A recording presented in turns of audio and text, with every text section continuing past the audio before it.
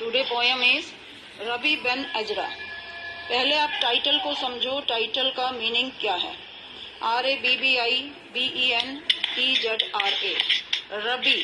और रबी होता है स्कॉलर कह लो, फिलोसोफर कह लो, या कोई आप सिंपल भाषा में कह लो गुरु, ठीक है, प्रीचर कह लो। रबी बेन बेटे के लिए आया है। एजरा जो है ज्यूइश स्कॉलर था, JEW, ज्यूइश स्कॉलर का नाम है एजरा। एजरा का बेटा जो कि लर्निड पर्सन है, जो कि फिलोसोफर है, वो आपसे बात करता है इस पोयम के माध्यम से। उसके नाम पर ही ये पोयम का टाइटल है, रबी बेन अजरा। क्लियर? रबी बेन अजरा उसी तरह से सिर्फ यही बोलता है through out this poem. This poem conveys the philosophy of Robert browning. बहुत रिमार्केबल पोयम है। रॉबर्ट ब्राउनिंग का एक मेन फीचर है पोइट्री का, दैट इज हिज ऑप्टिमिज्म। और वो ऑप्टिमिज्म इस पोयम में बहुत ही अच्छे तरीके से एक्सप्रेस किया गया है।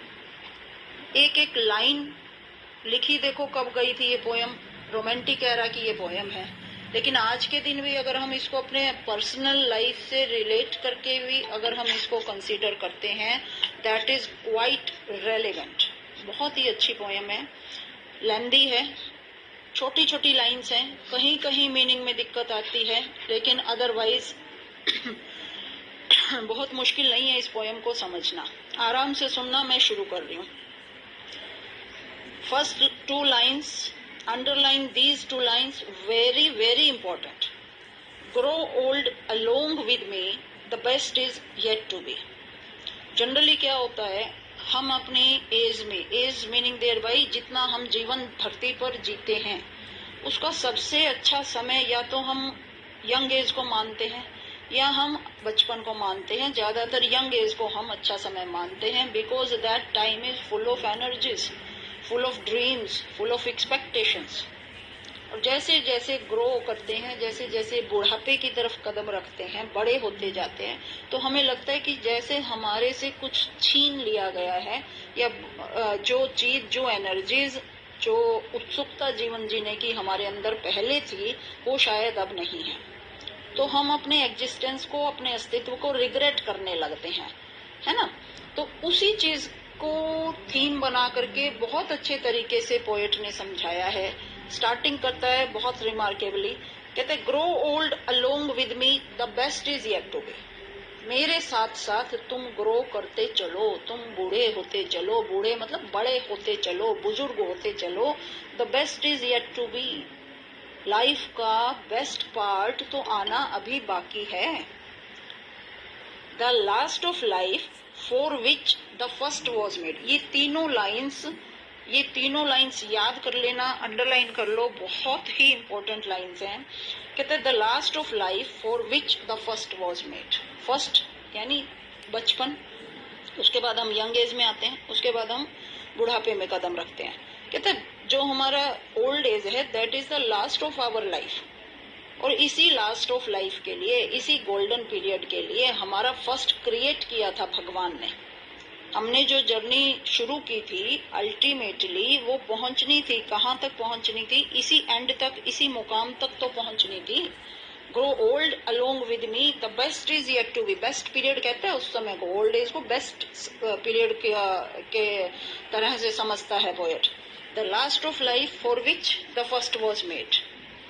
Our times are in his hand. His H capital है, ध्यान करो। Our times are in his hand. हमारा जो समय है हमारा अपना नहीं है, किसके हाथ में, किसके कंट्रोल में, भगवान के। God who saith a whole I planned. Human beings है ना हम, हमारी अपनी लिमिटेशंस हैं। हम क्या करते हैं, we are not very much, you can say we are not able to see far of things. बहुत ज्यादा दूरदर्शी नहीं है हम लोग। आज अगर हमारे जीवन में कुछ अच्छा है तो बहुत खुश हैं, आज हमारे जीवन में कुछ खराब है तो हम दुखी हैं। एज ए होल लाइफ को हम परसीव नहीं कर पाते, because as a mortal, as a human being हमारी अपनी लिमिटेशंस हैं। लेकिन वो तो गॉड है जिसके हाथ में हमारा जीवन है। कहते हैं भगवान कहता है a whole I planned, whole समग्र जीवन, पूरा का पूरा सर्कल आप देखो, अ होल आई प्लांट, मैंने आपके लिए पूरा जीवन प्लान किया है अपने अकॉर्डिंग।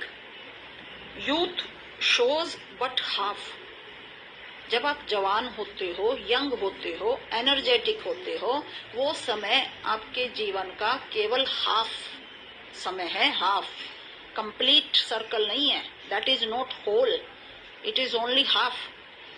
ट्रस्ट गॉड, ये बहुत अच्छी लाइन है, अंडरलाइन कर लो। करंटली जो करंट सिचुएशन चल रही पेंडेमिक वाली, उसमें तो ये लाइन बहुत ही रिलायबल, सूदिंग एंड रिमार्केबल है।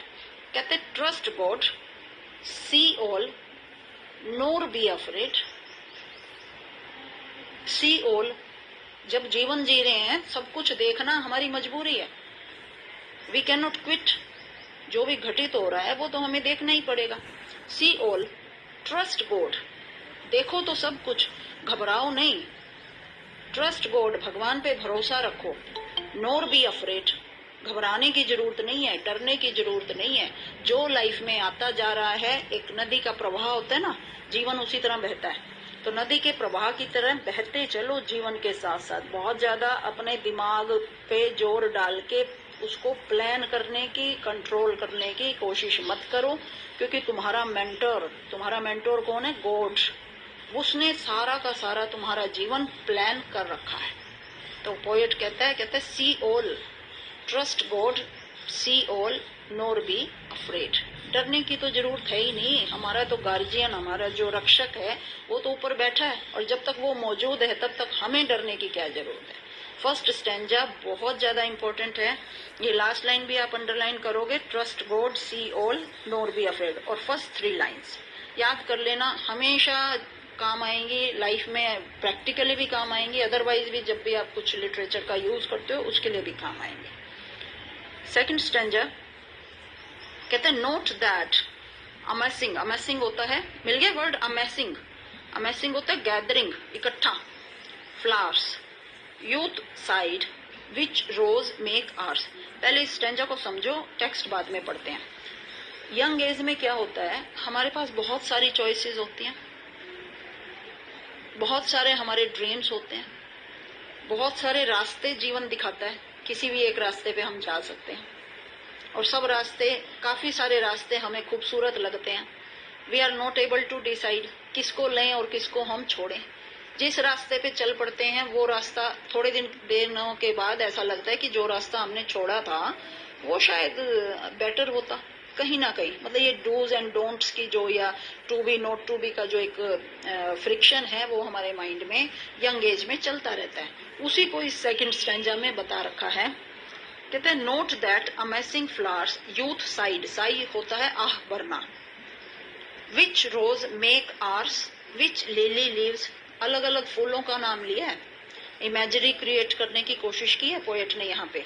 कहता है यंग होते हैं जब हमें पता ही नहीं होता कि हम कौन सा रोज तो हमारा है, किस लिली, किस फूल को हम छोड़ दें, लीव, लीव होता है छोड़ना।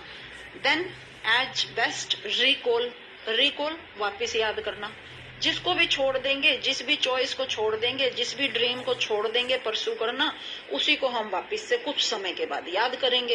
ह्यूमन बींग्स है ना, अपने डिसीजंस, हमारे डिसीजंस हमारी प्लानिंग के अकॉर्डिंग एक तो चलते नहीं है, दूसरा जो भी डिसीजन करते हैं उसी डिसीजन पे हम कुछ दिनों के बाद क्वेश्चन जरूर करते हैं। ये तो एक टिपिकल ह्यूमन बिहेवियर है।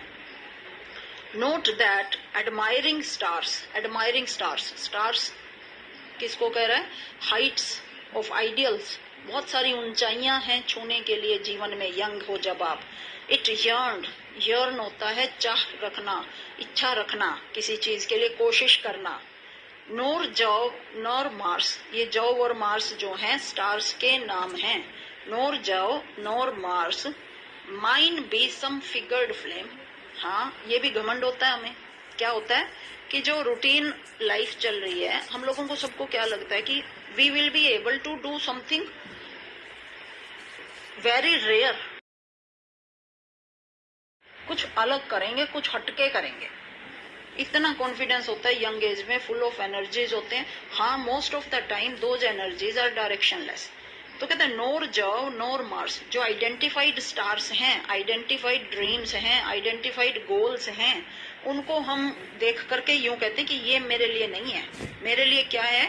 सम फिगर्ड फ्लेम, चमकती हुई कोई लपट मेरे लिए इंतजार कर रही है, विच ब्लेंड्स ट्रांसेंड्स देम ऑल, जो इन एग्जिस्टेंट स्टार्स को ट्रांसेंड कर देगी, क्रॉस कर देगी, इनसे पार चली जाएगी। मतलब इनसे कुछ हटके ही मैं करूंगा। होता है ना, हटके ही हम कुछ करेंगे। जैसे कहीं पार्टी में जाना हो तो कुछ हटके थीम हम प्लान करते हैं, कुछ हटके पहनना चाहते हैं, हटके मतलब अलग यूनिक दिखने की जो एक क्रेविंग होती है यंग एज में, वो हमें कहीं ना कहीं, हमारी एनर्जीज इतनी ज्यादा हैं कि वो क्रेविंग हमारे अंदर नरिश होती रहती है।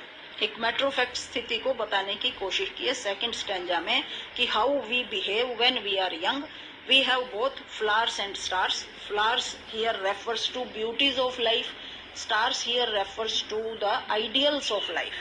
बहुत कुछ पाना चाहते हैं हम अपने जीवन में, बहुत सारी खूबसूरती को परसीव करते हैं और ऐसा सोचते हैं, ऐसा फील करते हैं कि हम लोग कुछ हटके शायद अपने जीवन में कर पाने में सक्षम हैं।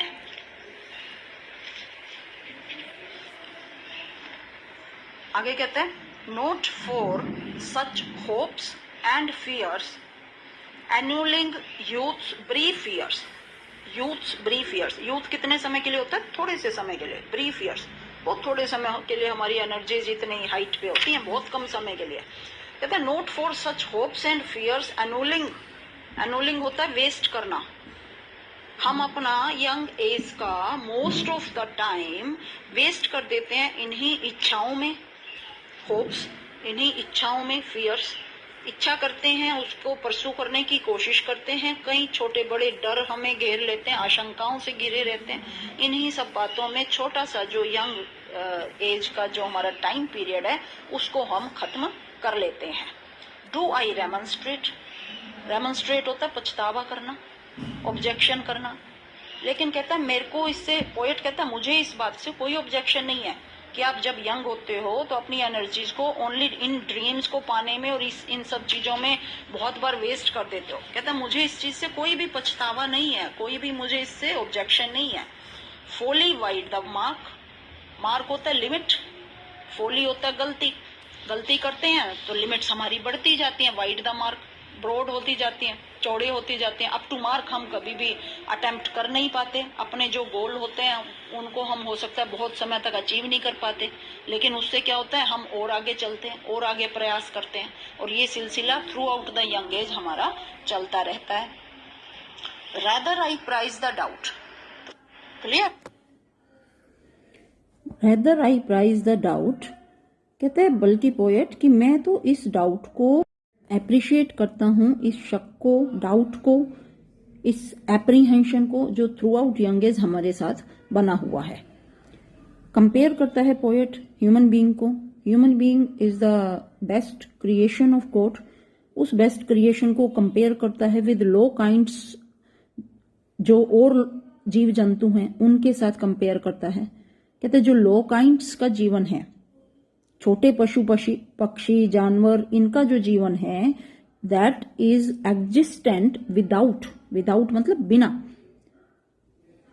किसके बिना जीते हैं ये जीव जंतु? बिना किसी उम्मीद के, बिना किसी शक के, और यू कैन से बिना किसी क्रेविंग के, कि जब वो आगे बढ़ने की जो क्रेविंग है वो उनके अंदर नहीं है।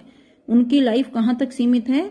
They want to have something to eat, खाना खाने के लिए उनके लिए चाहिए। And when they are fed up, जब वो खा चुके हैं या उनके पास सफिशिएंट है तो उनको उससे आगे कुछ नहीं चाहिए। दे आर किस तरह का वो जीवन जीते हैं? Finished and finite clods, they are finished and finite clods. Finished निश्चित, जहां खत्म हो गई सारी चीज, किसी तरह की और प्रोबेबिलिटी आप इमेजिन प्रेडिक्ट नहीं कर सकते हो।